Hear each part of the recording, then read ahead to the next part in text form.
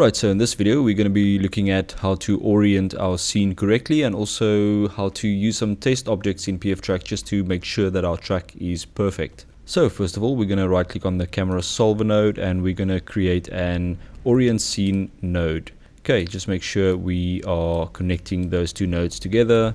Double click on your orient scene and then we're just going to start aligning the grid. So I find the easiest way to do that is to change the edit mode here on the right hand side to axis, and then we're going to use these lines to actually align our grid. So let's just zoom in here a little bit, and then we're going to take the red lines and we're going to just align them horizontally. So for this scene we're going to use these white lines on the floor to align. So just grab one of these red lines and then just click and drag to align them to create little dots on them. So just align them like that, and then we're going to take one of these blue lines and just align them also on this axis like that.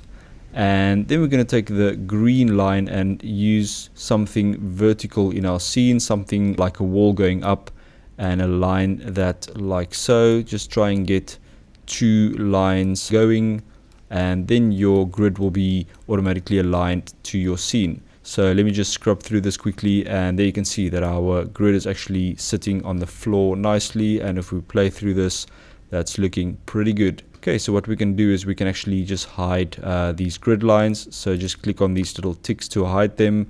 So there we go, we can see our grid nicely now. We can also hide the horizon, so just click on show horizon to switch that off, and let's just play through that quickly. Okay, so that's looking pretty good. So next up, we're going to create some test objects just to test our scene and see how everything looks. So next, you're going to right click on your orient scene node and you're going to select test object and just connect that to your orient scene node. Double click on test objects.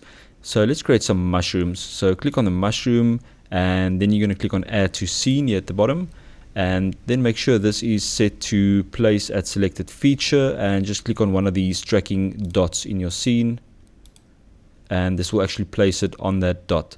So let's create another one. So click on add to scene again, and let's select another dot, and let's do that again, add to scene. Let's create one here right in front, and let's just play through our scene quickly.